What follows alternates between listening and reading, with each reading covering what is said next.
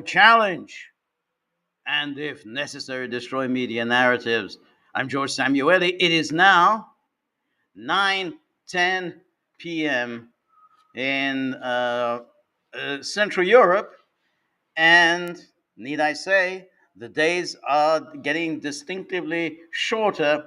And so, those who are of a gloomy, pessimistic frame of mind, such as myself, um, already counting the days until we get no sunshine, no sunlight, no daylight, and just the miserable gloom, which is what characterizes fall and winter here in Hungary.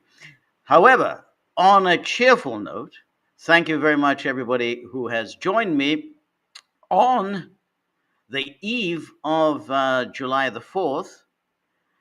And on this eve of July the 4th, the House of Representatives has passed the big, beautiful bill.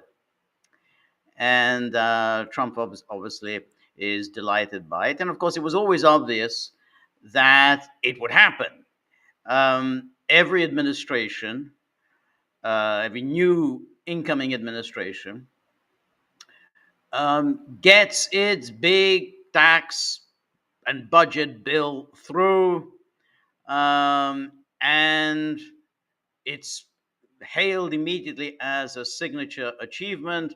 The president walks out into the Rose Garden to loud applause, and then duly signs this his signature accomplishment. Bill Clinton did this, Obama did this, Biden did this, Trump did this as well. And then, of course, the reckoning comes. The interesting thing about this bill is that by being this big, beautiful bill, it's kind of doing something that it's not supposed to be doing, because the thing about Trump and the MAGA movement and all the people such as Matt Gaetz, they were all saying that they weren't going to do these big bills anymore.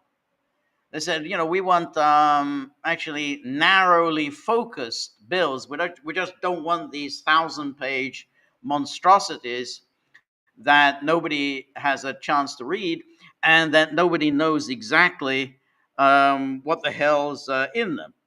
And I thought that was one of the things that the Republicans insisted on, and was one of the things that Matt Gaetz raised when he unseated. God, I've even forgotten his name. He was such an nondescript person, that the former speaker before Mike Johnson, and that was his undoing. That say, hey, well, you keep bringing these monstrosities, and we're not going to do them anymore. So we'll just have one bill per issue, rather than stuffing everybody. Law and order, tax cuts, immigration, everything in the same thing. But hey, no change there. The other thing, of course, is that Trump has done what every Republican administration has done, which is he's put front and center tax cuts. And they all do this. Whether it was Reagan or whether it was Kevin McCarthy, as some veterans. Yes, that's the one, Kevin McCarthy. God, I mean, how time flies that already I can't remember his name. Yep, Kevin McCarthy. But the thing about the tax cuts is that they don't really make a great deal of political sense for Republicans, and in particular for somebody like Donald Trump, because the tax cuts, I mean, the urgency for the tax cuts on the part of Trump was that, Ergo says, hello from Colorado. 300 days of sun per year. That's rather nice. I've never been to Colorado. Um, it's always struck me as being a very beautiful place. I didn't realize it has 300 days of sun per year. Maybe I should move there. Um, and uh, um, but the thing was that 2017 tax cuts, which was his signature achievement really during his first term, um, were about to expire. So there was this urgency that he had to prevent the 2017 tax cuts from expiring. But the thing about that is, which um, the most obvious issue is, well, so what? So if it expires, what do you care? Um, they didn't do very much. Nobody really thought that the 2017 tax cuts really made very much of a difference one way or another. And given the lamentable fiscal condition of the United States with these huge growing deficits and the huge growing debt, it's not obvious why it's so important to keep the 2017 tax cuts going. Now, Republicans have been wedded to this tax cuts notion really ever since the glory days of Ronald Reagan, even though they forget that, yes, he did pass the 1981 huge tax legislation. But they forget that he also raised taxes. He raised taxes again and again and again throughout his terms in office. So they only remember that one the tax increase from tax rate cut from 1981. Now, the thing about the 1981 tax cut was that it did make sense. If you're in the middle of a recession, then it does make sense to stimulate the economy through a tax cut. But tax cuts in themselves don't make a great deal of sense. Republicans are wedded to them, but they don't make a great deal of sense. Otherwise, if the net effect of the tax cuts will be to raise the deficit. And the problem with the deficit, of course, is that you do have to pay for it.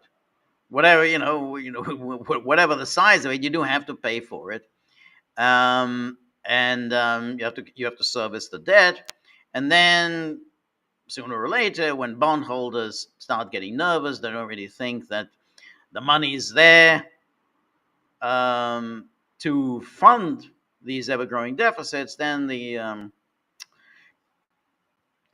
interest on the bonds rises, and then, of course, the costs of servicing the debt are raised. So that is obviously a problem if you have a deficit. But if you're not in the middle of a recession, then what's the point of the tax cuts? And the point is that the economy right now is actually doing pretty well. I mean, we had good economic numbers today about the jobs created. I don't know whether then what these numbers really mean, but they're certainly everyone is hailing them as being very positive about the economy. So, since there's obviously no recession, then what's the urgency for the tax cut? And then the other thing about the 1981 tax cut was that what had happened before that, in the years before that, was there was inflation in the U.S. economy, which there isn't now, and this inflation was pushing people upwards into higher income tax brackets. This was causing a real problem. So that in order to address inflation, people were getting pay increases, but the pay increases were pushing them into higher income tax brackets, and so their tax burden continued to grow. So that's why there was a great deal of pressure in 1981 for this major tax reform. But that's not a problem any longer. So it's very strange for Trump to embrace these tax cuts as his, part of his big, beautiful bill, when as I say, there's no economic reasons for them. The 2017 tax cuts didn't really do much for the economy. Trump may think they did much for the economy, but they didn't do much. And the economy is doing pretty well as it is, so there's no real reason for the tax cuts. But the other thing is that not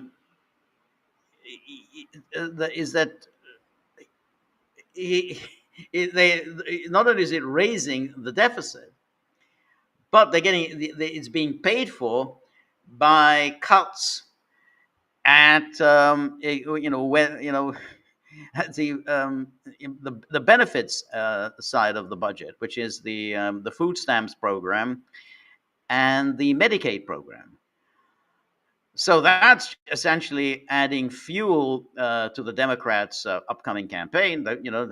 He's setting the agenda for the Democrats' 2026 campaign, but it's also hurting his own base. I mean, if you're going to create this populist working class base, you don't want to show that you don't care about them. And show that you're actually going to be cutting their benefits, because the poor people, and that was the poor people who were voting for Trump, they do often rely on Medicaid, and they do rely on the SNAP programs. So that doesn't really help Trump. And while there was a lot of heady talk, Trump seemed at various points during the past few months to be open to the idea of raising taxes on the rich, something that was Steve Bannon was urging. Nothing came of it, because the Republicans immediately put their foot down and said, there's no way, no how are we ever going to agree on tax increases at all.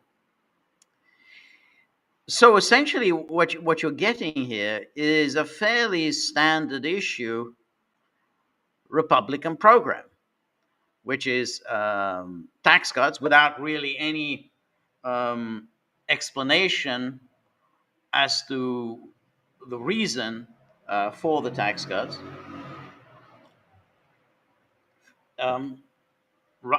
Raising the deficit, and then cutting back on social spending for the poorest Americans.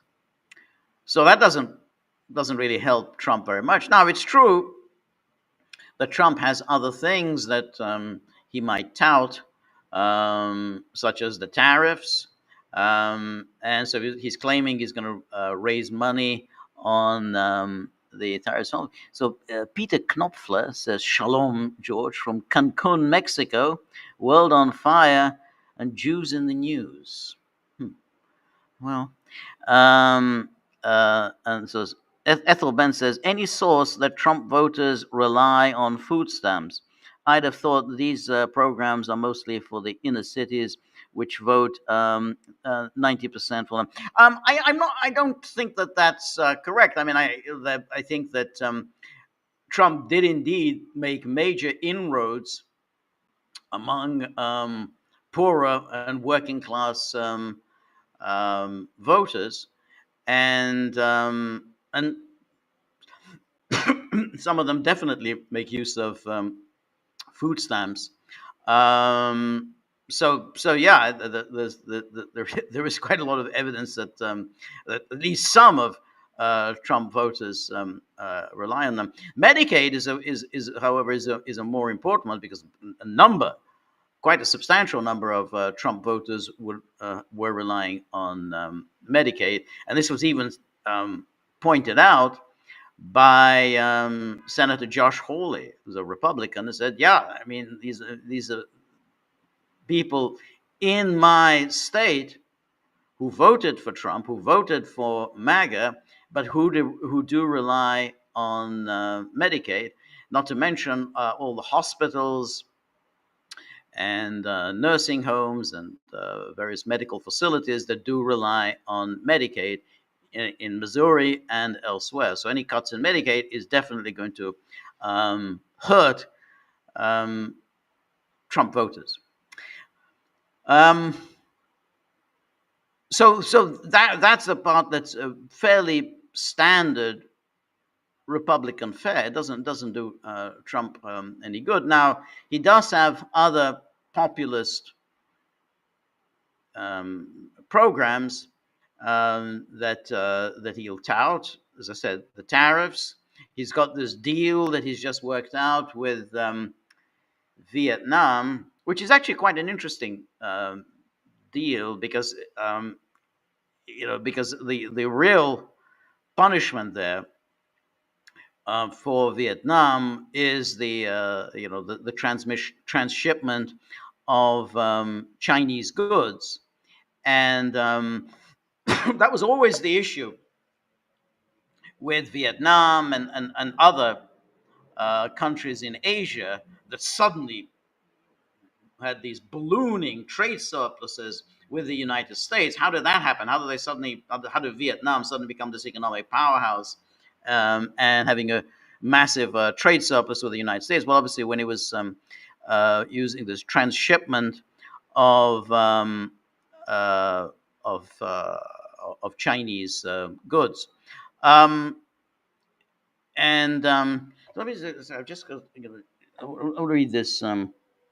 Let me read this. I see Judy, a good friend, Judy Hotchkiss, um, has. I think she's taken issue with what I've said. So let me read out what Judy says. So Judy says the tax cuts are in fact significant for working people and would definitely be noticed if lost. Yes, I think that's true. I mean that in that. It's gone beyond the 2017 tax cuts, where the taxes on tips, no taxes on tips, no taxes on overtime, no taxes on social security. I think they will be noticed. Um, and then says also the tax cuts for business are a necessary complement to the tariff policy to attract investment back to the U.S. Trump's idea of balancing the budget is based on expanding tax revenue. Budget will be totally balanced in 30 years with GDP of 6% to 4 or 5% to make headway. All right, well, we'll see about that. I mean, in terms of I think that's the argument made by Trump and Besant, and obviously we're going to see whether the tariffs have that effect. I think that they obviously will have some effect in terms of reducing the deficit, and the idea is certainly to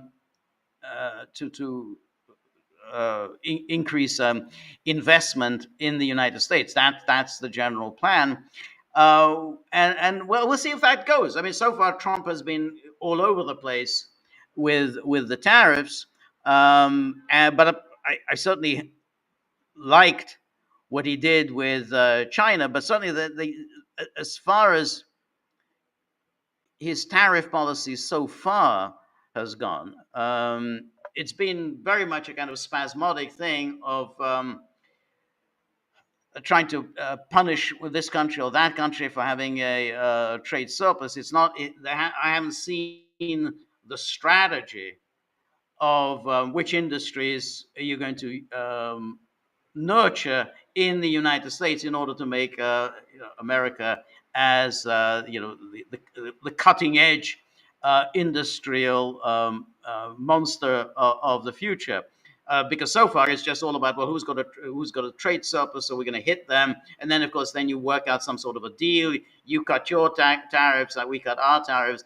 Okay, you can do that, but that doesn't really get to the real issue, which is how are you going to make sure that, you know, actually American industry, people are going to be investing in America, and American industry will indeed be at the cutting edge of the future. So we'll see how that goes. So far, I haven't seen the tariff policy being pursued in this strategic way. Um, but that's that's true. And I take your point, Judy, about the no taxes on tips, no taxes on overtime, and no taxes on Social Security will help working people. I think they're going to feel it. However, the deficits are what they are. I mean, those are the numbers, and the way you could have done it, given the growing burden of funding these deficits, was you have to make serious uh, spending cuts, and that hasn't materialized. There haven't been serious spending cuts, and one obvious source for the spending cuts, what needs to be hammered, is that $1 trillion Pentagon budget, not to mention all the rest of the military, industrial, intelligent complex that just eats a bigger and bigger chunk of the budget.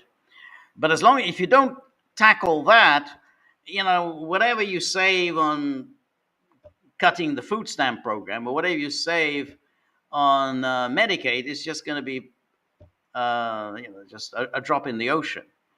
And this bill is a huge boondoggle. I mean, there's no question. I mean, it's massively raising the deficit.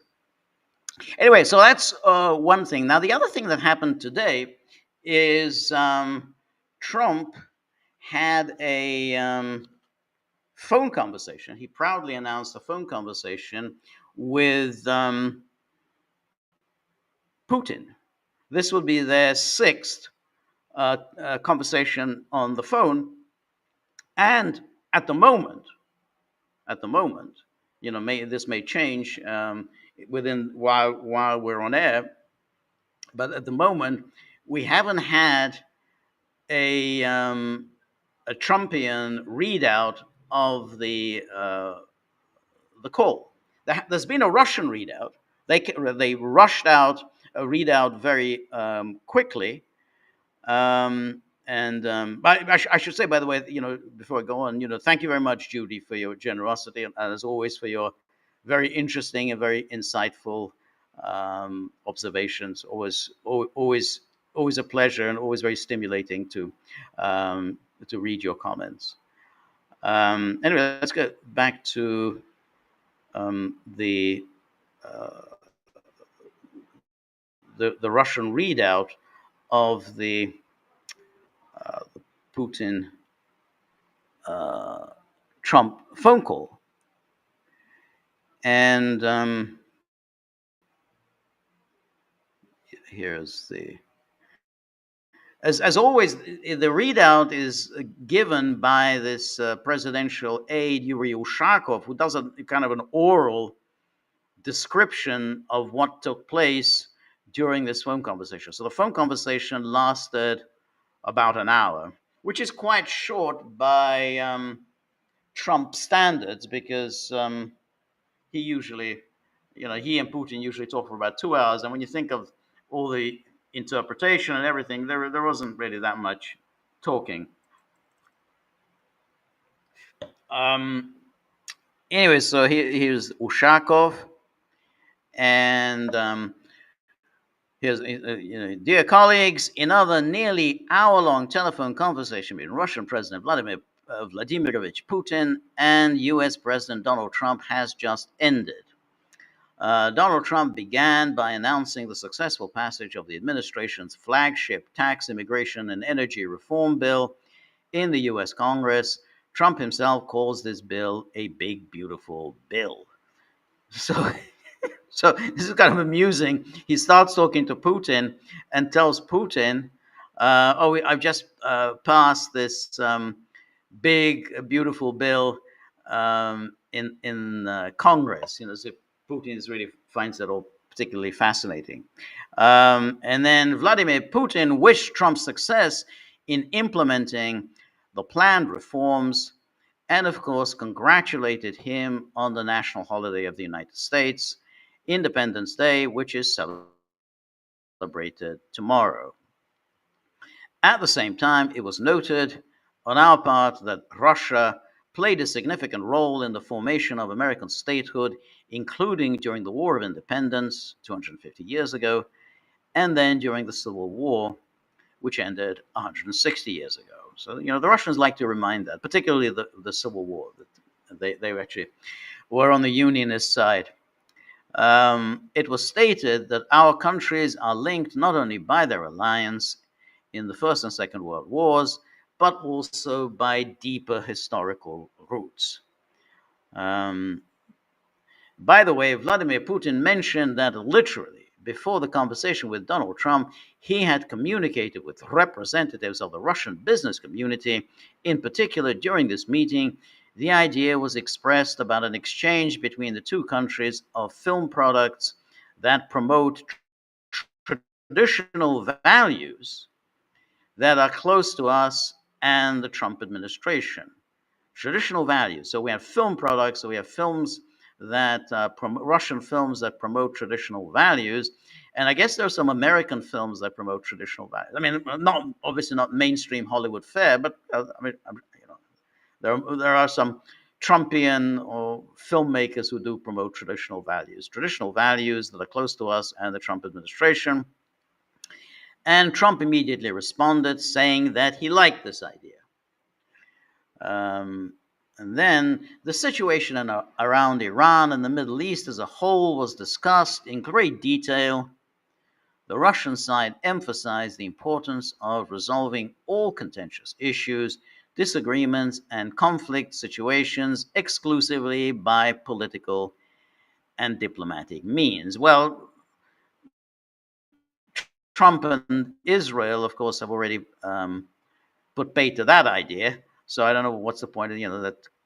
They're obviously not going by pursuing a resolution of the problem by political and diplomatic means. It was agreed to continue contacts on this matter between the foreign policy departments, the defense ministries, and between the presidential aides. I mean, talking in this kind of like contentious issues. I mean, you notice the Russian side doesn't say, well, Iran is adhering to the Non-Proliferation Treaty, and Iran did nothing wrong, had done nothing illegal, and it was engaged in negotiations with the United States, in good faith negotiations, peaceful negotiations, and Iran was engaged in peaceful cooperation with the IAEA, and it got clobbered. So, I mean, it was not exactly a commitment on the part of the United States or Israel to pursuing the matter by political and diplomatic means. The latest developments in Syria were also touched upon, and the Russian American sides will continue their dialogue in the area in a similar manner. Naturally, the Ukrainian issue was discussed. Donald Trump again raised the issue of a speedy end to military action. Vladimir Putin, for his part, noted that we continue to seek a political negotiated solution to the conflict. Okay, so Trump says he wants to see a speedy end to military action. Trump says we will continue to seek a political negotiated solution. He informed about the progress of the implementation of the humanitarian agreements. So that's involving the prisoners of war and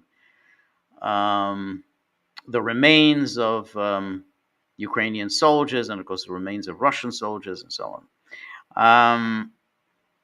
And then this was agreed upon during the second round of the Russian-Ukrainian contacts in Istanbul. He also noted the readiness of the Russian side to continue the negotiation process. Our president also said that Russia will achieve its goals, that is, the elimination of the well-known root causes that led to the current state of affairs, to the current acute confrontation. Russia will not back down from those goals. So basically, that's what Putin told Trump. We will achieve our goals, namely the elimination of the root causes of this conflict, and we will not back down from these goals. As part of the exchange of opinions on bilateral affairs, mutual interest in the implementation of a number of promising economic projects was confirmed, in particular in energy and space exploration. Overall, I would like to note that the conversation between the presidents, as always, was on the same wavelength, was frank, businesslike, and concrete, and the presidents naturally will continue their communications in the near future. Thank you.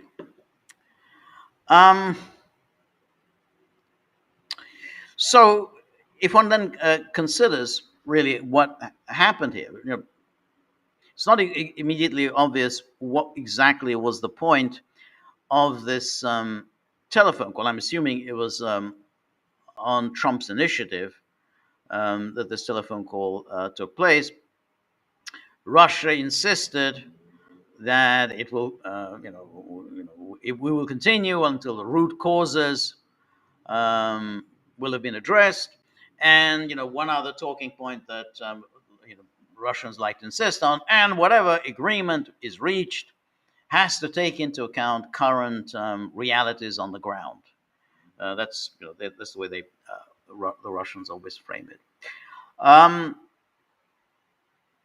So this comes on the day after, 2 days after the news broke about the United States withholding some weapons shipments to Ukraine.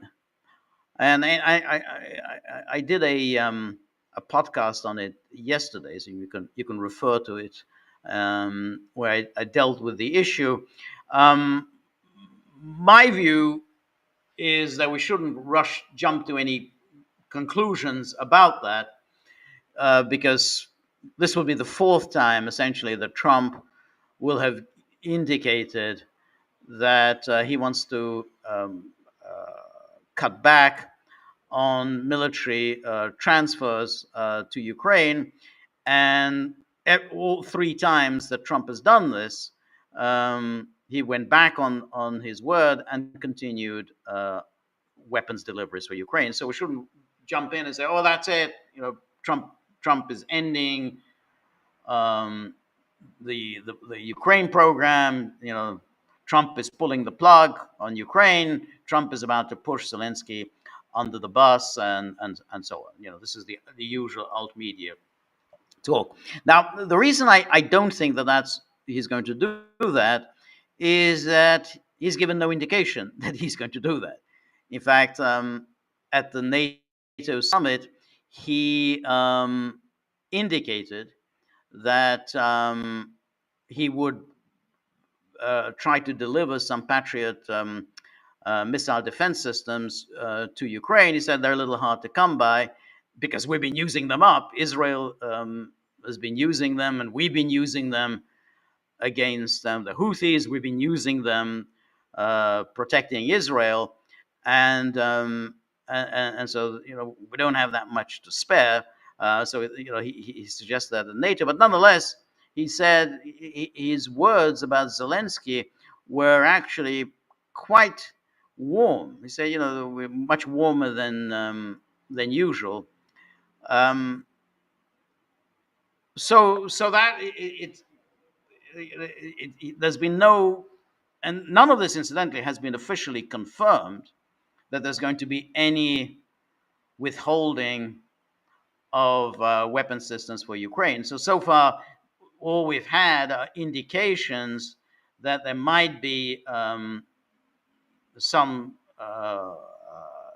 cutbacks on arms deliveries to Ukraine, of those arms that America is running a little short of. And that includes the Patriot systems, that includes some of the howitzer shells, that includes some of the missiles for the HIMARS, some of the air-to-air missiles, some of the Stinger missiles. So, but none of that, at least so far as the media stories are concerned, none of that is going to happen in the immediate future. It's some way down the line, maybe in a few months' time. So, we're going to have to see about that. What I think is possible is the Trump has decided to gradually disengage himself from Ukraine. I mean, he started off in a very bullish, gung ho frame of mind. He was going to bring this war to an end, and all these initial diplomatic initiatives. The meetings in Riyadh, and the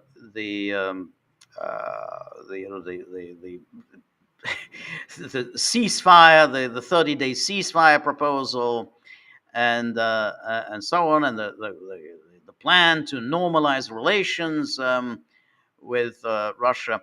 But we haven't really heard very much more about any of that. He seems to be no longer talking about that 30-day ceasefire. I mean, even those EU, NATO clowns aren't really talking about that ceasefire anymore. So he seems to have dropped that, and even this, the normalization of relations with Russia doesn't seem to be going anywhere. That whole rare earth minerals deal with Ukraine that was supposed to bind Trump to Ukraine, that somehow that would be in some ways a security guarantee for Ukraine, that doesn't seem to be making much headway. So we may be getting to a situation whereby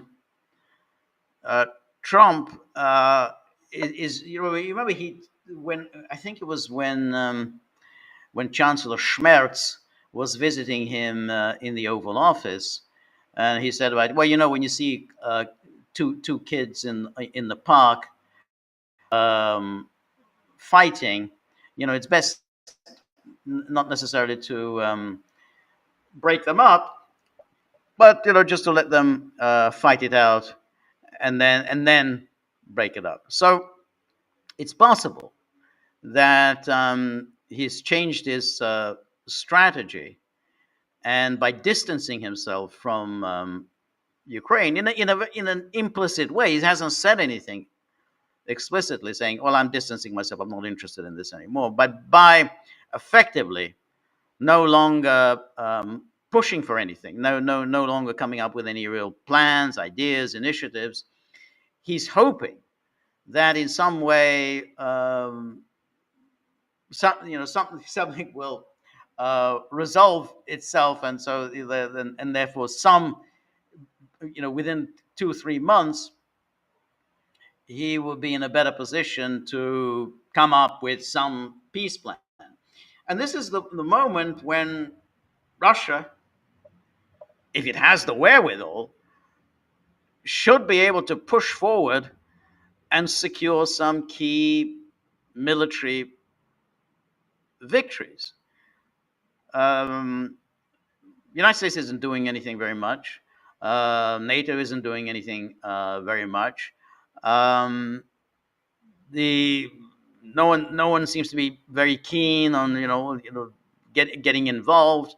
Even Macron had a phone conversation with Putin a couple of days ago. So there's a distinct lack of enthusiasm at the moment in the West for the continuation of this war. That can change. One shouldn't say, "Oh, that's it. Now it's a done deal and that's gone," or whatever. That could change. But at the moment, there doesn't seem to be a great deal of energy behind any Western support for Ukraine. Now's the time for Russia to move forward and try to secure some key gains, because then, if they have secured them, then 2-3 months time in the fall, if they are finally going to launch the summer offensive, and I've been hearing about the summer offensive now for quite some time, but if they are finally going to launch this summer offensive, then maybe they can gain some ground, and then there would be some momentum for an agreement. So there'll be the incentive for Zelensky, there'll be an incentive for the Europeans to say, look, we got to basically call it a day. And what would the deal comprise? Well, the deal obviously will comprise some de facto recognition of the four oblasts, essentially, 90% or whatever will be under Russian control. But at the moment, Russia just hasn't secured any of its objectives. I mean, it hasn't done it. I mean, even the latest claims that, well, now finally, after 3.5 years, Lugansk is 100% under Russian control. But even that is not clear. So far, it's not entirely clear that it is 100% under control. But you want to be in a position where you can actually, I mean, if Putin says, well, we have to accept the realities on the ground, then you say, okay, well, you accept the realities on the ground, but then the realities on the ground is such that, say 30% of Kherson, Zaporozhye, and Donetsk, 30% is still under Ukrainian control. So Russia has not achieved those goals, and so at the moment there really isn't anything that there's something to negotiate about, which I think is why Trump has decided to back away to a certain extent and just see what Russia can deliver. If Russia can deliver something within the next 3 months, secure some major victories at last, then there might be an incentive in the fall for some kind of a peace conference.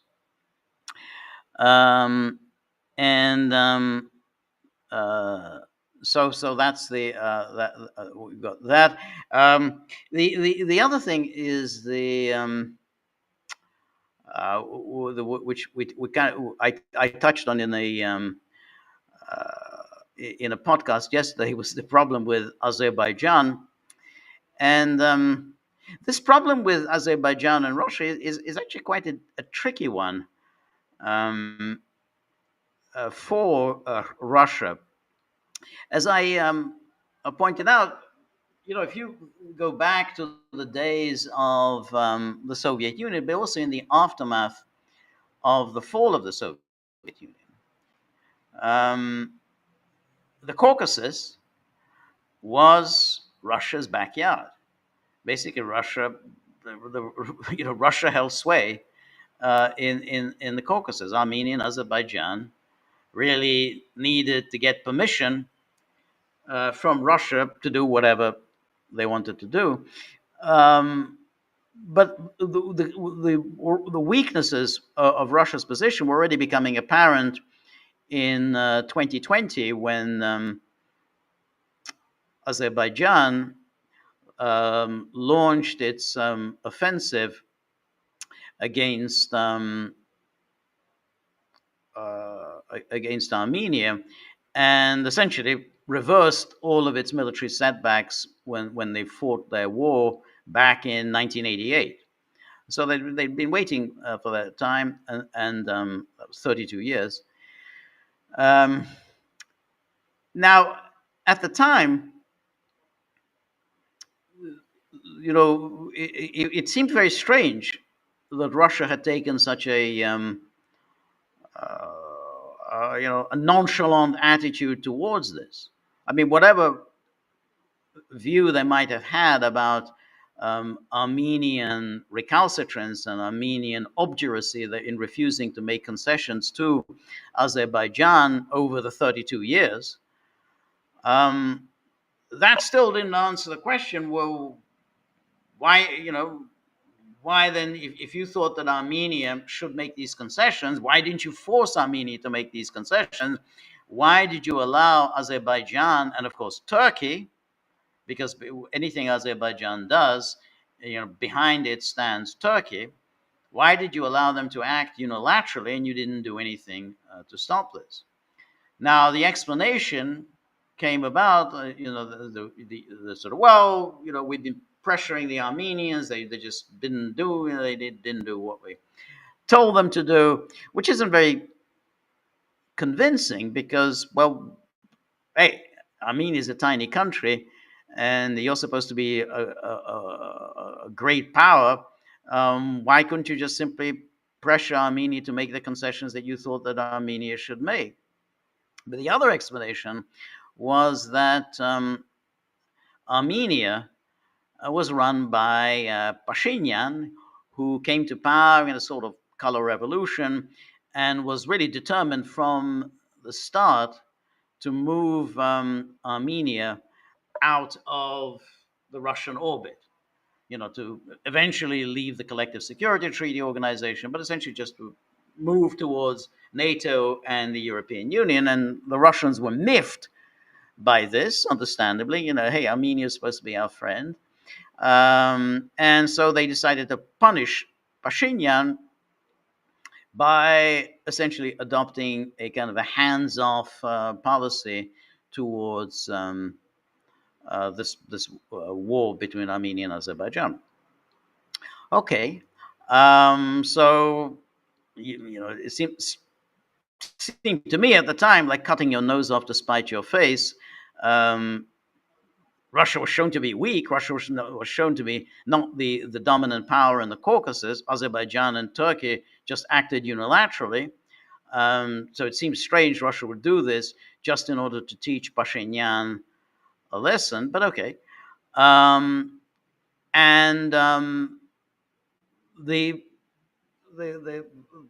then he said, okay, well, you may have bad relations with Armenia because which is in the grip of a color revolution, but at least you have good relations with Azerbaijan, and Azerbaijan is the bigger country. Azerbaijan is the coming power. It has oil and gas, and clearly, it has all kinds of business projects that he works on with Russia. They're both very much in the energy business. So, okay, well, you may have lost Armenia, but at least you've gained the friendship of Azerbaijan.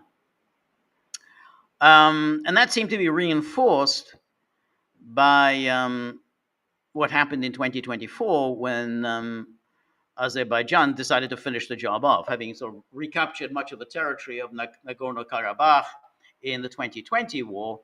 They basically just ethnically cleansed Nagorno-Karabakh, threw out all of the Armenian residents. And that also seemed very odd because the Russians were peacekeepers. There were Russian peacekeepers there in accordance with the 2020 agreement that ended that war. The Russian peacekeepers were supposed to protect the Armenians. And of course, the Russian peacekeepers didn't do anything to protect the Armenians. When Putin was asked, well, hey, you didn't do much. I thought Armenians were supposed to be your friends. He said, well, I mean, Armenia and Azerbaijan, they'd already come to an agreement on the future of Nagorno-Karabakh. They've already they turned their back on us. They went to the Europeans and the French and the Germans, and they agreed that Nagorno-Karabakh is an integral part of Azerbaijan. Armenia has no claims at all on it. So therefore, what are we supposed to do? We can't. That it's an internal matter. Armenia had already decided that Nagorno-Karabakh is gone and that it belongs to Azerbaijan. So you can't blame us. Okay.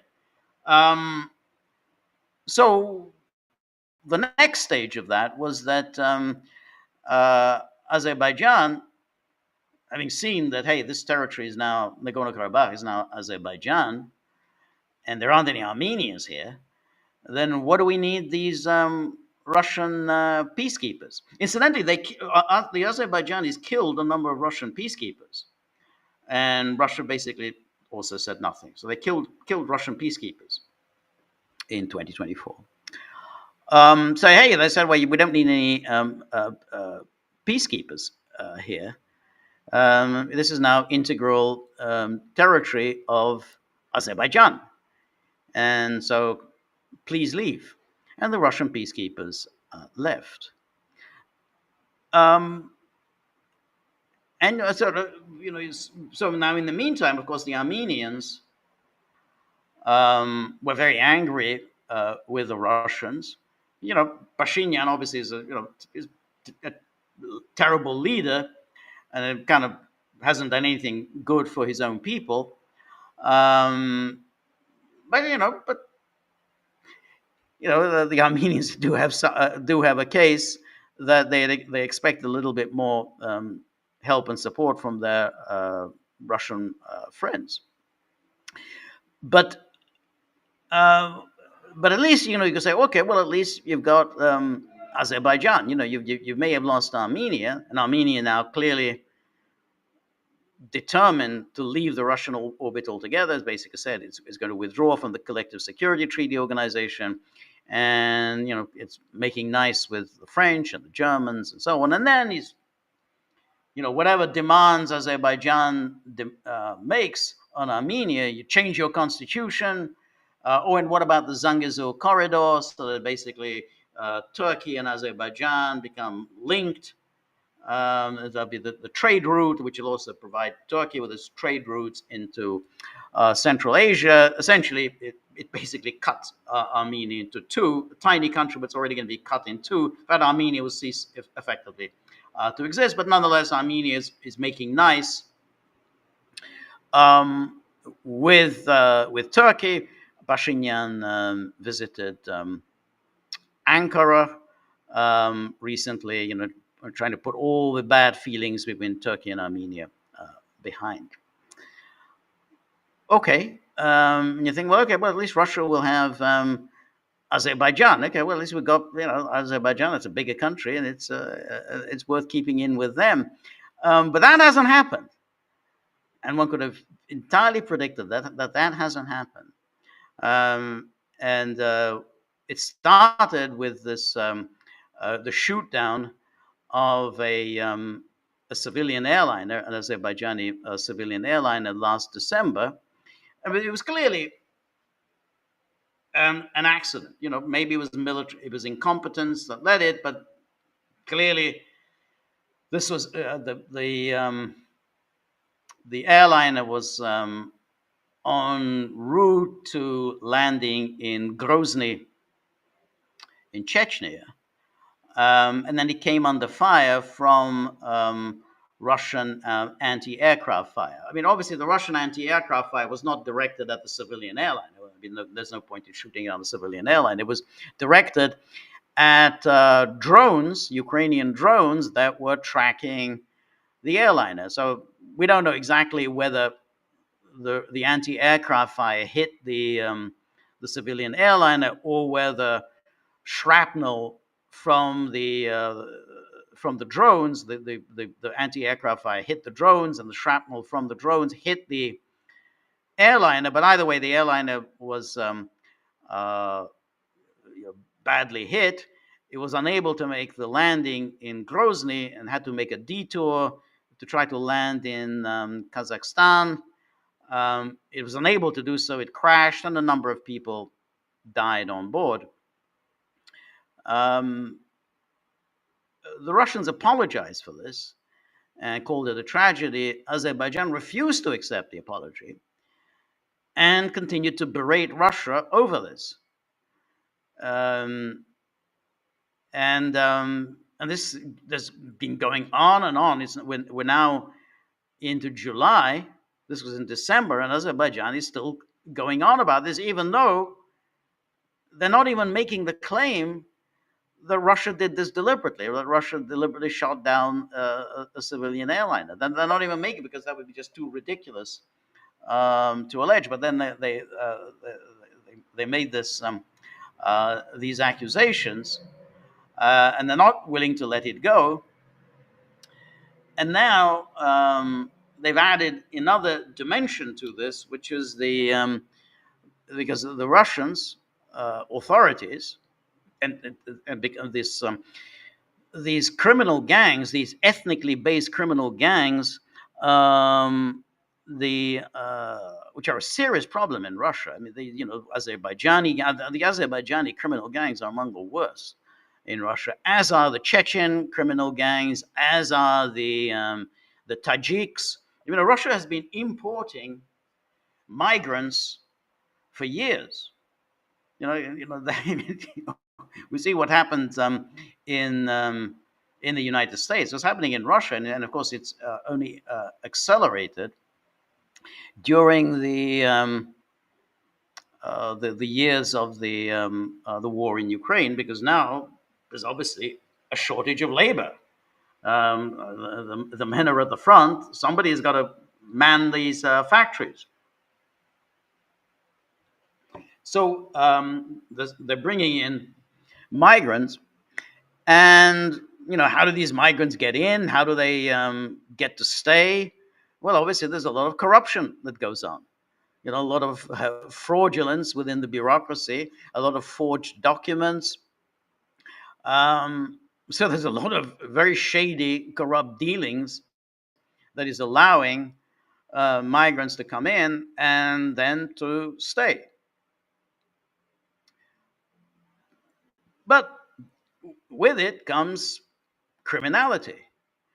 And this criminality is giving rise to a great deal of unhappiness in Russia. And so the authorities have responded by cracking down on these Azerbaijani criminal gangs. And so they started arresting members of this Azerbaijani criminal gang in Yekaterinburg. The investigation about some crime that happened before, but I think that's the media distorting things. This is an ongoing criminal operations. Yes, they were investigating a murder that took place 20 years ago, but they're not specifically just investigating that murder, as if, oh, why did you suddenly wake up about this murder 20 years ago? No, this is an ongoing thing. And that the same people that they're investigating now were behind this murder that took place 20 years ago. And so they've arrested some of these Azeris, and then Azerbaijan has now started absolutely fulminating. But then Azerbaijan did something very unusual. They started arresting Russians. Now, there is a big difference between arresting suspected members of a criminal gang, which is what Russia was doing in the case of these Azerbaijanis, and what Azerbaijan did, which was to arrest Russians for no reason other than that they were Russians. And they arrested them and they humiliated them. You can see the footage on YouTube. You can see it on Twitter. The utter humiliation that they have inflicted on these Russians who were living in Azerbaijan. Many of these Russians, incidentally, who are living in Azerbaijan are are there because they don't like the Russian government. They don't like Putin, but they're not criminals. There's no evidence at all that any of them are criminals. It's ridiculous. And so, but they're being put through this humiliation. Hands tied behind their backs. They're being dragged. On their knees in the ground. Um, you know, that's not a good look. And I come back to the point that I made the other day. There was a time no one would dare to do that. You don't do that to Russians. Because these Russians hadn't done anything. They're people, some of them may well be escaping the draft, or they don't like the government. Life isn't bad in Baku, so they were just being punished for being Russians. And then, of course, this happened to these two senior figures within RT. They're working in Sputnik, Azerbaijan. They've also been arrested, now detained for several months. Now, the objective, I assume, here is that they're going to do some kind of a prisoner swap. But if they're going to do a prisoner swap, then there is no real equivalence here, because the people that the Russians have arrested are criminal suspects. The people that the Azerbaijanis have arrested are just simply hostages. They just simply seized hostages for the purpose of making this prisoner swap. And I have to say, unfortunately, it's a matter of, again, Russia being weak, and they're being humiliated in this way by Azerbaijan. And let's remember, behind everything Azerbaijan does, is Turkey. So this is Putin's great friend Erdogan, who's kind of masterminding this, just like Erdogan masterminded the collapse of Assad in Syria, but here he's masterminding this humiliation for Russia in Azerbaijan. And this is a kind of a very interesting nexus that's got here. We've got Turkey, Azerbaijan, and Israel. It's a serious problem, obviously, for Iran. In fact, Iran had said in the past, I guess in happier days, when it used to wield some power, when it still had Assad in Syria, when it still had Hezbollah in Lebanon, saying, hey, you build the Zangezur corridor, that's a red line for us. We're not going to accept the Zangezur corridor, because then essentially we are surrounded by our enemies. But Iran now obviously is unhappy about any kind of building of a Zangezur corridor. And there's more and more evidence that's emerging that Israel, not only does Israel basically get its oil and gas from Azerbaijan, so Azerbaijan funds Israel's war against Iran, Israel's horrific, barbaric mass slaughter in Gaza. All that is being funded by Azerbaijan. But if that happens, if Turkey and Azerbaijan, they get linked by the Zangezur corridor, then that's NATO. That's NATO that moves in through Turkey, through Armenia, and into Azerbaijan. So, those who say, "Oh, well, the days of NATO expansion are gone because of Ukraine." Well, no. Here's a NATO expansion plan that's in the works. Now, relations between um, Azerbaijan and Iran are really very tense because if it is the case, and I'm sure it is the case, that Israel has been using Azerbaijani territory to spy on Iran, it's been using Azerbaijani territory to conduct, um, uh, you know, various special operations against Iran, assassinations against Iran, um, and clearly some of the attacks that took place during that 12-day war, the attacks on key missile launchers and so on, the origin was from Azerbaijan. Um, and given, Iran has a fairly substantial Azeri population, um, this could be quite a serious problem for Iran. Um, and but it's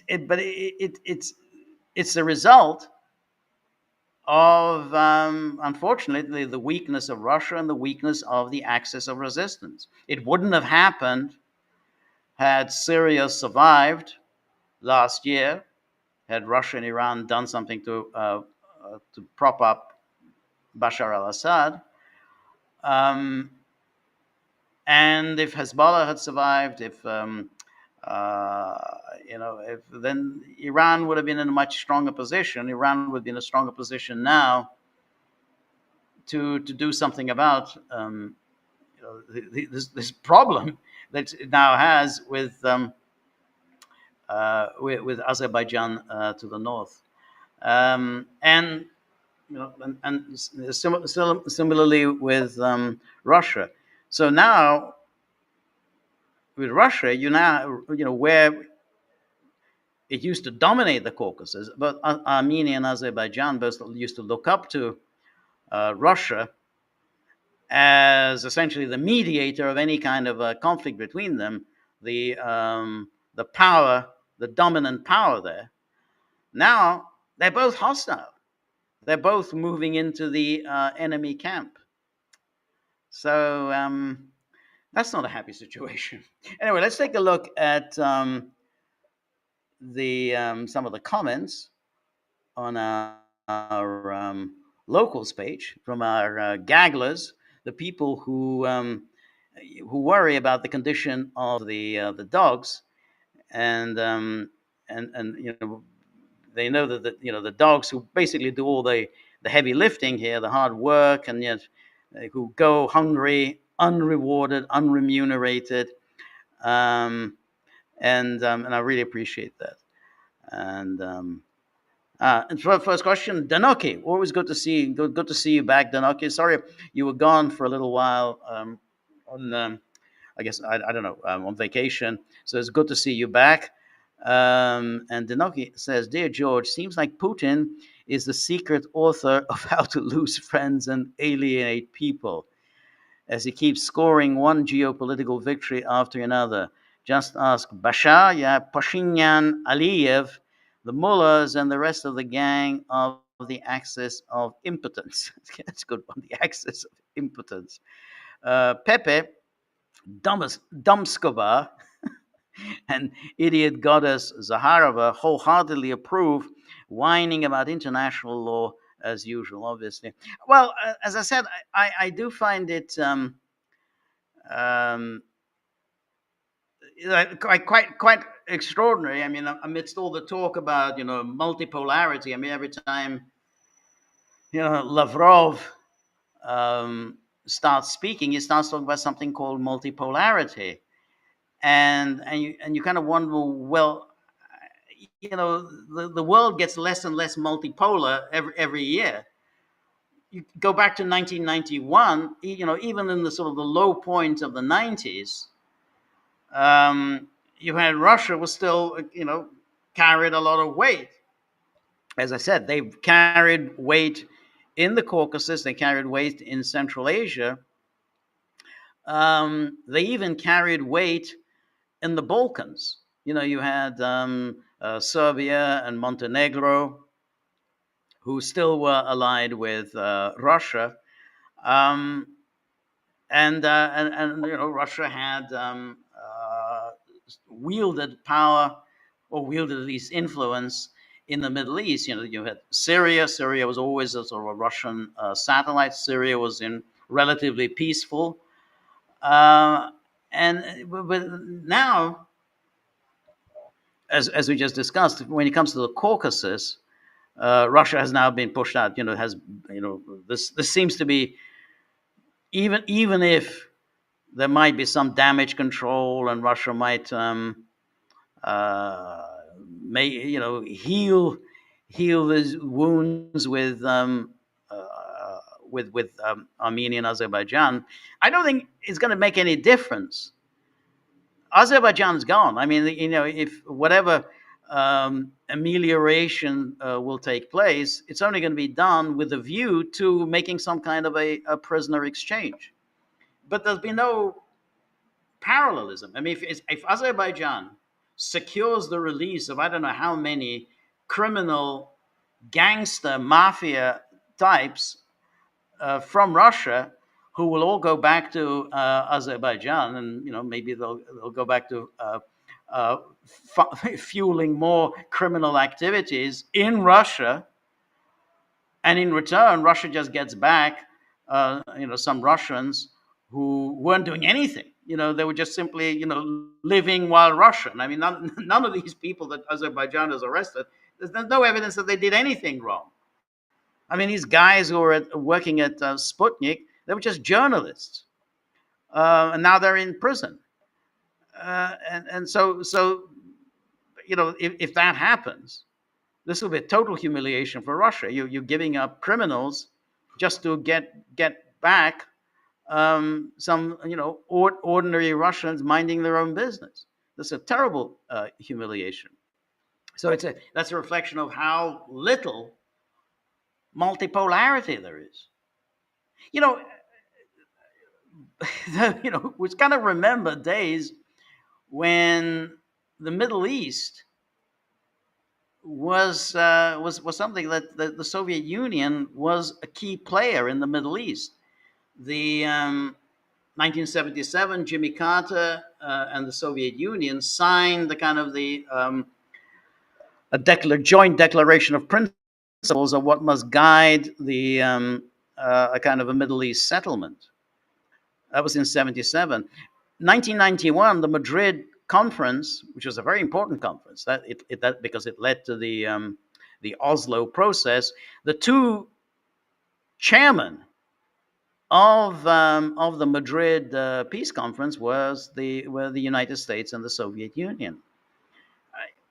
Where's Russia now? Where's the Russian peace plan? Where's Russia on India? Where's Russia on Gaza? Where's Russia on Iran?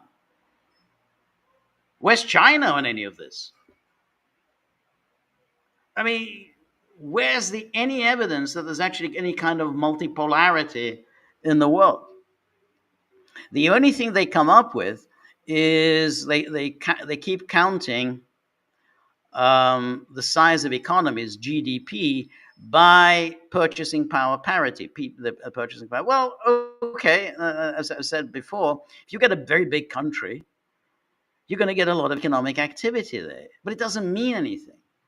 And then when you do this purchasing power parity, which is it's an odd way of counting things, because it depends on what living standard, or what you can purchase in the country and whatever. But I don't think, according to GDP purchasing power parity, China is way the biggest economy in the world. I don't think anyone really thinks that. But it does come about, like, if you have a country that's 1.5 billion, you're going to get a lot of economic activity, and then you're going to get a big GDP by purchasing power parity. So China is number one in the world, India number two, Indonesia will probably be soon number 3 in the world. And so you do this, but it doesn't show anything. It doesn't prove at all that there's any multipolarity. The evidence of multipolarity would be if you wield power and influence. If your word goes, if your diktat moves other countries, if it doesn't, if other countries can arrest your citizens, humiliate them in the eyes of the world, then there are questions about whether you're a real great power. Um, so, so to answer your question, Denaki, but Denaki goes on, says, and in totally unrelated news, how much money do you reckon the likes of Shoigu have pocketed for overinflating the number of Russian troops in Ukraine and elsewhere? Now we see why nobody seems to know where those 300,000 mobilized were and what they were doing. I quite agree with you. And it always seemed baffling that if they had so many forces in Ukraine, why they were never really able to make much headway. I mean, how is it that Russia, which is a country that has 5 times the size by population than Ukraine, why it's not able to field an army that is 5 times the size of the Ukrainian army, and therefore to make those numbers count, which is, after all, what counted eventually in the Red Army's victory in World War II. So it seems just strange that you're 5 times the size, and yet somehow North Korea is going to be sending forces to fight in Ukraine. Why would you need forces? Why you need North Koreans to send their people? So yeah, Shoigu strikes me as being utterly incompetent, and but the people like that just seem to survive, and the claim as to this mystery of how somebody who has really been so unsuccessful as Shoigu, how he still gets to be the head of the National Security Council. Presumably, it's quite a big job. After years and years of being the Minister of Defense, even though he had no military background at all, and presided over, one fiasco after another during this SMO, how he gets to be at the top, well, he obviously, he has power and influence. He, his credentials as part of the post-Soviet Russia are more considerable than that of Putin. His pedigree goes back to the Yeltsin days. His pedigree goes back to the days of the August 1991 coup. The coup, incidentally, that helped totally destroy the Soviet Union. But Shoigu goes back to that time, and that's how Shoigu survives. And so, yeah,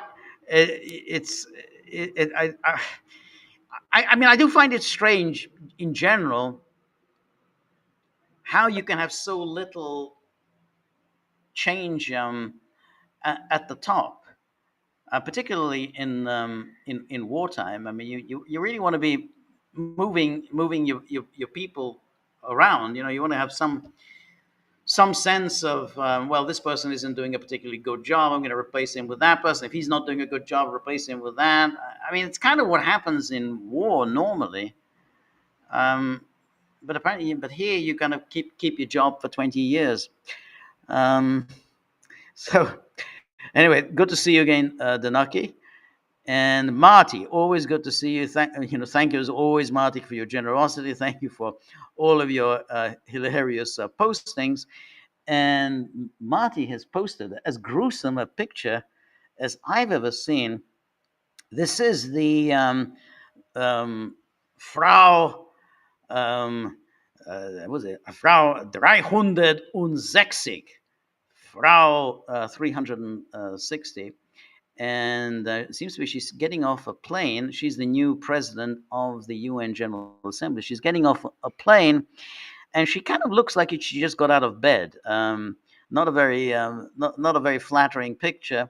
Um, I guess yeah. So the knights are drawing in. Yeah, the knights are drawing in. But she does have a very cushy number. I mean, that's a great number to have, president of the UN General Assembly. So whatever she does in the future, I see the Greens in Germany are now down to 11% support in the polls. So I don't know whether she has much of a future of getting back into government, but no doubt she has some big future ahead of her in the EU bureaucracy. There's always room for one more in the EU. Um, Ergo says, oh yeah, we had that one about Colorado, and then we had, and then Ergos goes on. Indeed, Colorado is not all bad. 38 Celsius peak temperature today, 17 Celsius at night makes it easy to sleep. Yeah, that is quite warm. I mean, 38 Celsius, okay, that is quite warm, but not. I tend to think that it's tolerable. If you only get it for 2 or 3 days a year, it's okay. You know, you suffer for a couple of days, but it's not really such terrible um, suffering. It's not like when it's cold in the winter and then you have to wear an overcoat in the house, which is what I used to have to do when I lived in New York because, um, when it gets really cold in the winter, first of all, I would always have to open the window slightly because otherwise just it was impossible to breathe. But the moment you open a window slightly, it gets extremely cold. And then the only way you can go on in your own apartment is if you wear an overcoat, a scarf, and a hat, which of course you sometimes have to do when the boiler breaks down. So that I found intolerable. I mean, there's nothing. I think that's really awful when you have to go around wearing an overcoat in your own home. So I can live with 38 Celsius. But that picture, it does look very pretty. So that looks very nice. Um, anyway, Judy says Trump wants to do separate bills, not just one big one. But the problem is the stubborn libertarian caucus. The only way to keep them in line is to put pressure on them in light of a high profile bill. Otherwise, they feel free to sabotage Trump on low profile individual bills. Trump vows to primary Massey and threatens other libertarians. Well, I still don't see the point about these big budget extravaganza, these omnibus bills, is ultimately it's a way of getting your legislation through, because if you don't vote for this, then other things are stuck. And so that's why he shoved in all this border stuff into this bill, because it acts as an incentive for people to vote for the bill. So even if you don't like various things in it, I don't know, some boondoggles for like the fossil fuel industry. Let's say you don't like that. Then you say, yeah, but if you don't vote for this, then there's no money for the border. But that was the whole point. I mean, that was what the Republicans rebelled against Kevin McCarthy about. They said, we're not going to do this anymore. We're going to have separate bills, because we just simply can't vote for all sorts of things that we really have no idea what's in them and which we're actually opposed to. But we have to do it because otherwise nothing will get passed. And so that's why you get 1,000-page bills. Sometimes it's even worse, 1,500-page bills. No one has read them. No one knows exactly what's in them. But you have to get it passed. And then you have these artificial deadlines. There was never any urgency why it had to be done by July the 4th, other than that Trump said it. So I do think that democratic accountability entails separate bills. I mean, you have to have separate bills, because separate bills means democratically accountable legislators can actually decide whether is this a good idea or is not a good idea. rather than being coerced. Well, you have to vote for this, because if you don't, then something else that you don't particularly like. I mean, you always have this. I mean, you had this even in the military, those defense appropriations way back under Biden, when they had to vote for that $100 billion of appropriation. Some of it was for Ukraine, some of it was Taiwan, some of it was for Israel. And so those who said, I don't want to give it anything for Ukraine, hey, but if you don't give anything to Ukraine, then Taiwan doesn't get anything. Oh, if you don't give anything to Ukraine, then Israel doesn't get anything. So it's always a matter of just simply you're forcing people to vote and to support things that they actually do not support. So it's vitiates democratic accountability, and that was the whole point. That was the rebellion against Matt Gaetz. I mean, against Kevin McCarthy. That was led by Gaetz and Marjorie Taylor Greene. Oh, actually, no, it wasn't Marjorie Taylor. She actually supported McCarthy. But that was no. We're not going to do these omnibus bills anymore. We're going to do separate bills. So I don't think that's good. Now, I think Massey. I have to say, I like Thomas Massey. I think that he is he is a free speech man. He is an anti-APAC man. He is not someone who goes around supporting arms for Ukraine, arms for Israel. He was right on COVID. He was against the all those ridiculous COVID mandates. He was right about the massive COVID reflation bill of 2020. So I think he's got a good track record. I know Trump's threatening to primary him, but he threatened to primary him in 2020. It didn't work. APAC has threatened to primary him, and they may finally get him. But I do think that the reason I think Trump is so much against Massey, I think, is APAC. I think APAC is behind this, because his hatred for Massey doesn't seem to be based on anything that makes any rational sense. Because after all, Massey does represent a part of the Trump coalition, because the Trump coalition is America First, is non-interventionism, is border and security. Massey is very good on that. No lobbies, particularly foreign lobbies, lobbies that represent another government, such as APAC.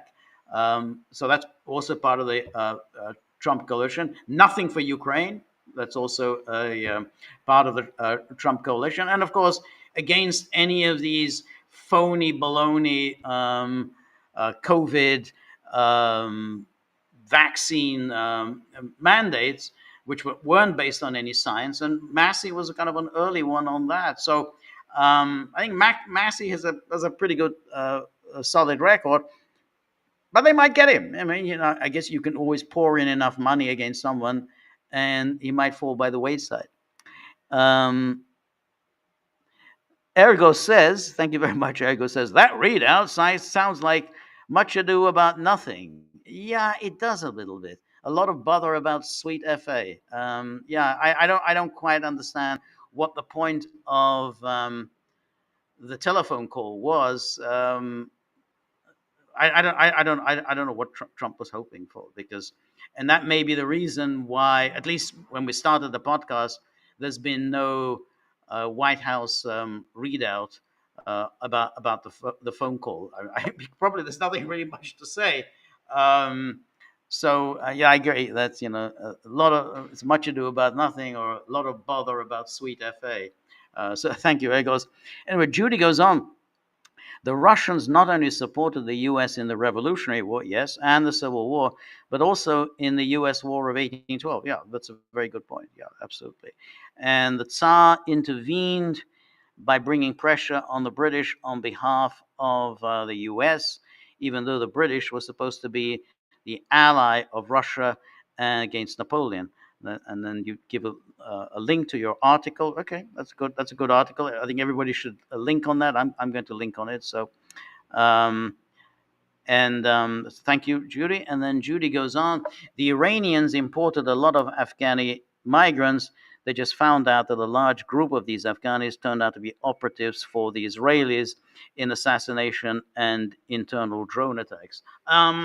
Yeah, that may well be the case. I think the case is also that the Azerbaijanis, they have a substantial Azeri population in Iran. I think they are also engaged in various covert intelligence operations on behalf of Israel, as are the Azeris inside Russia. I mean, there's more to it than just simply criminal gangs. I think they are engaged in espionage and probably covert operations, which I think may be the reason why Azerbaijan wants them back and have now essentially abducted these Russians, perfectly innocent Russians, because they want these Azeris back.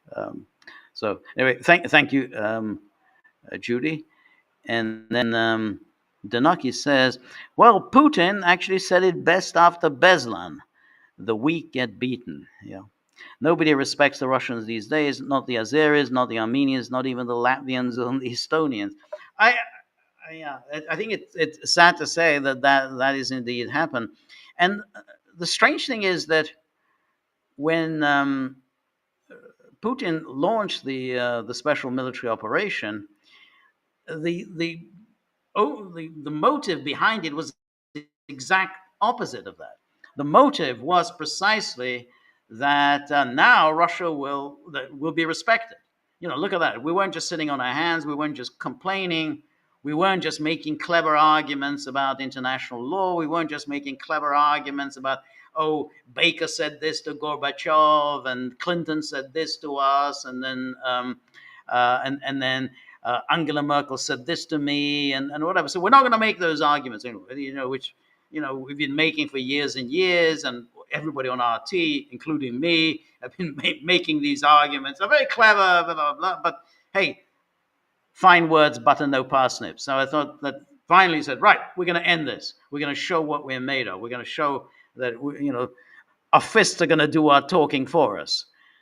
Well, that hasn't happened. And quite why it hasn't happened, that's I'm I mean, I guess that's a discussion for another day. But it hasn't happened, and as a result, you get Russia is seen to be weak, and look at yesterday. The deputy head of the Russian Navy was just simply killed. It sounds like it was an assassination. It's not immediately clear whether that was an assassination, but that's the deputy head of the Russian Navy who's just been assassinated. Now, what's striking about that is that these assassinations of key Russian leaders has been ongoing. Russian generals have been most senior Russian generals have been assassinated, and yet we don't see anything comparable. We don't see any senior Ukrainian generals getting assassinated. We're not getting any senior Ukrainian ministers getting assassinated. We don't get these kind of attacks on strategic airfields in Ukraine, as we're getting the strategic airfield attacks in Russia. And this shows that Ukraine does it. Ukraine feels that it can do this, and Russia feels that it can't. So we had that attack on a railway bridge in Russia, and then Russia got very indignant. Oh well, this is a terrorist act and so on. But what is striking about that is that there's nothing comparable. Russia doesn't do anything that's comparable.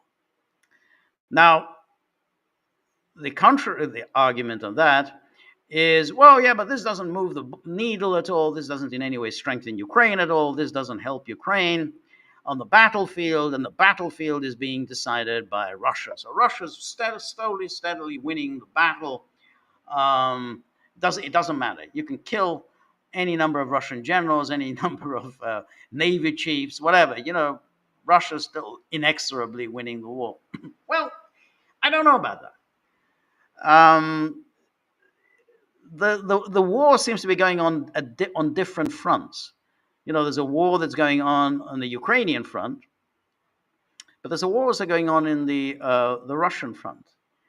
And these attacks do highlight essentially a Russian weakness.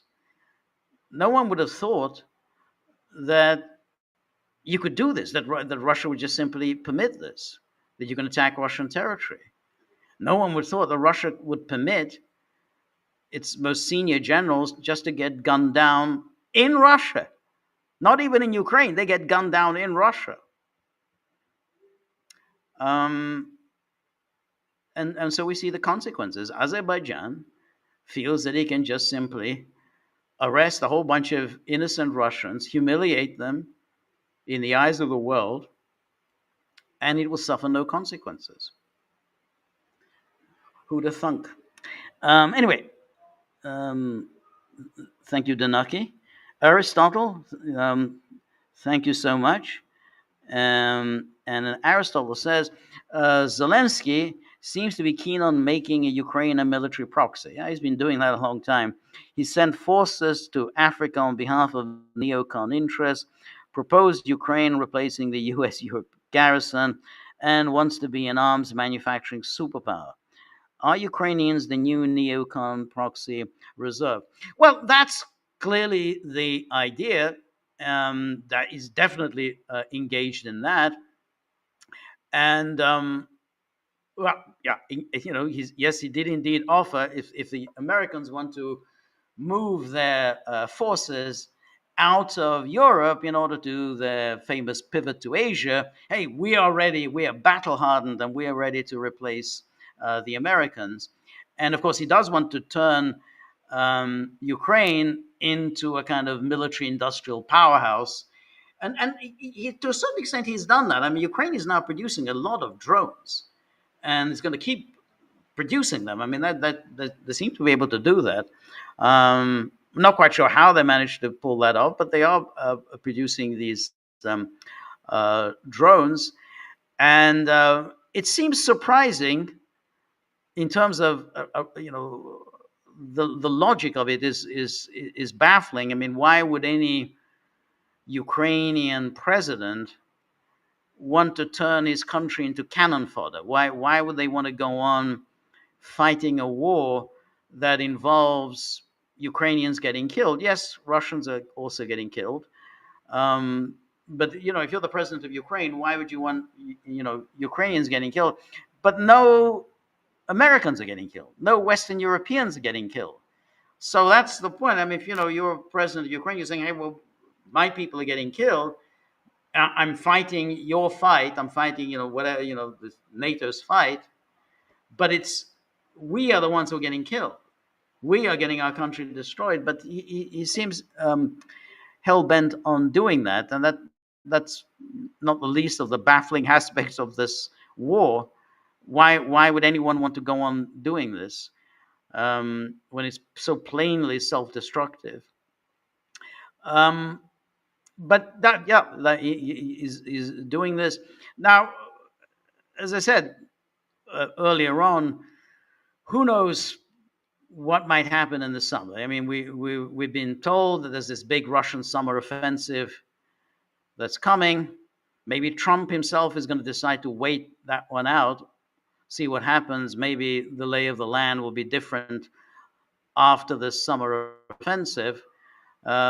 Which may be why he's kind of adopting this hands-off policy. Let's wait this out. Maybe if Russia succeeds in gaining a lot of territory, then the prospects for some kind of a peace talks might be improved, or if Russia fails completely in the summer offensive, again, the prospects of peace talks might improve. So I think we'll have to see what happens in the summer. Chances are nothing much is going to happen, just like we had that phone conversation, the much ado about nothing, or a lot of bother about sweet FA, so that there isn't going to be any big summer offensive.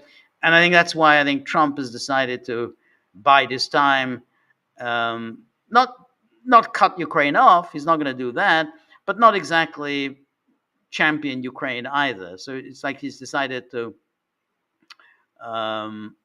wait this one out. I mean, just compare how worked up he is about what's going on in the Middle East with Israel. He's sort of touting this so-called ceasefire between Israel and Hamas. There's no ceasefire, of course, even though Trump's talking about it. There is no ceasefire. Netanyahu is coming to D.C. On Monday. That's his third visit. No one else has had that. Third visit to the White House. But it's just a reflection of how much energy Trump is willing to exert when it comes to Israel, when it comes to the Middle East, with his lack of any real movement on Russia-Ukraine. He started off with a certain amount of energy with the meetings in Riyadh, the 30-day ceasefire proposal, but now there doesn't seem to be anything very much. Even that whole big rare earth deal that he was touting, he seems to have lost interest in that as well. The other day, Russia captured a lithium mine, and Trump didn't even seem to pay much attention to it. Hey, that's a lithium mine that was supposed to go to America. Now it's in the hands of Russia, but he didn't seem to pay much attention to it. So it doesn't look like he's very interested in this. So that's why I think he's just decided to wait this one out, see what happens this summer, and then maybe return to possible peace talks in the fall. But to answer your question, Aristotle, are Ukrainians the new neocon proxy reserves? Yeah, and they've been that for a long time.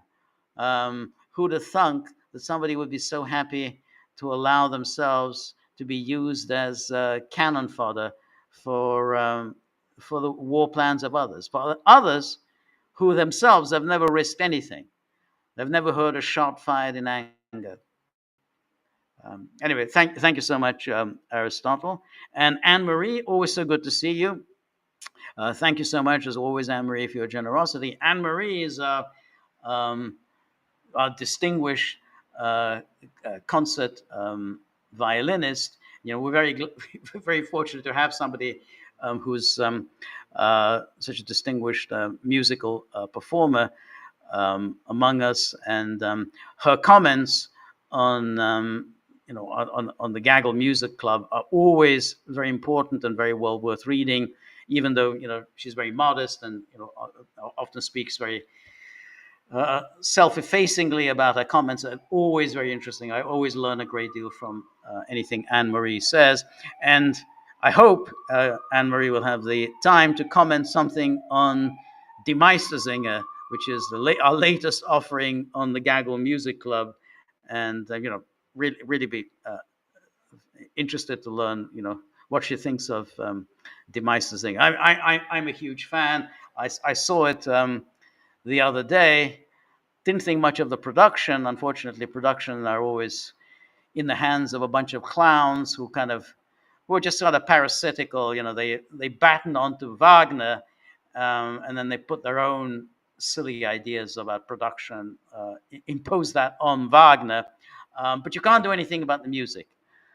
Anne-Marie says, my comment is on the way. Great, that's fantastic. I'm really looking forward to it.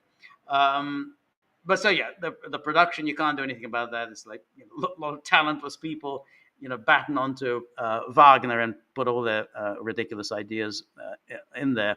But you can't do anything with the music. The music is always great. The music is always glorious. So anyone who hasn't listened to the prelude to demising. It's on the Gaggle board. I wanted to post the whole thing, the demising, but I thought that, well, it's 4.5 hours, and that's too much to ask anyone to listen to 4.5 hours of Wagner. However, uh, great it is, but even when you go to an actual performance, yes, the opera is 4.5 hours, but you do get two lengthy breaks, so you get good rests in between. So, but anyway, this is undoubtedly Wagner's most accessible, charming, and approachable music, but it's also a very a profound meditation on art and tradition and what it means to have a kind of national culture,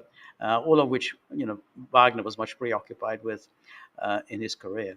Anyway, my time is up, and so thank you very much, everybody who had joined me. Thank you, everybody, for the comments. Thank you for the questions. Thank you, above all, to those who have contributed so generously. I really appreciate it. I appreciate it. The dogs, they don't. They just, they're so narrow-minded. They're so focused on money, money, money, money, money. I'm not like that. I'm just interested in ideas. But thank you so much. I thank you on behalf of the dogs. And so we're going to have some podcasts over the weekend. And then next Monday, Peter and I will do our joint live stream. And then next Tuesday, 3 p.m. Eastern Time, I'm going to be doing my solo. Look forward to seeing everybody then. Um, until then, thank you. Good night. Have a good weekend. All the best. Bye bye.